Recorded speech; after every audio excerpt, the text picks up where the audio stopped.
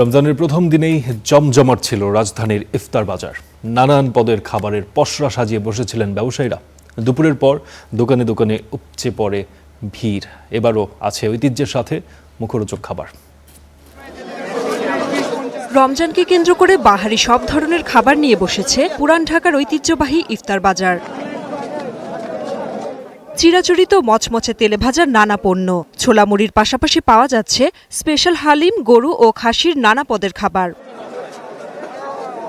চকবাজারের বিখ্যাত ইফতার বাজারে তাই মানুষের উপচে পড়া ভিড়। রাজধানীর বিভিন্ন জায়গা থেকে মানুষ এসেছে ইফতার কিনতে।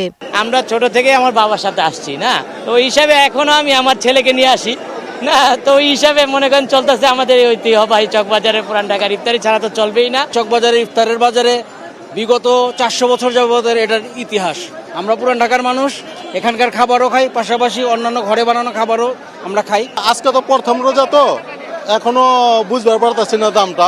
বাজারের দাম মনে করেন বাড়ে নাই, গত বছরের তুলনায় আছে। সেই আয়োজনের কথা মাথায় রেখে বিভিন্ন ধরনের মুখরোচক খাবারের পসরা সাজিয়েছেন ব্যবসায়ীরা। আমাদের এখানে খাসি, মুরগি, কুয়েল, সাসলিক, বিফ, ঠিকা, তারপরে শাহী স্পেশাল নান রুটি, দুধ রুটি যেটাকে বলা হয় ওইটা, তারপরে হচ্ছে মুরগির তান্দুরি, সেটা এগুলি পাওয়া যাচ্ছে। গতবারের থেকে এখন এই 50 টাকার মতো চিকেন বলেন যাই বলেন এগুলো তো কম বেশি 19-20, আর এর চেয়ে বেশি না। চকবাজারের শাহী আচার এটা বড় বাপের ছোট মাইয়া খায়, ঠোঙ্গা বেড়া লেয়া যায়, এটা ঝাল লাগে আর ভাল লাগে। খাবারের মান নিশ্চিত করতে নিরাপদ খাদ্য অধিদপ্তরের অভিযানও চলমান রয়েছে। প্রথম দিনের ইফতারে জমে উঠেছে বেচাকেনা। বিক্রেতারা আশা করছেন সামনের দিনগুলোতে তা আরও বাড়বে।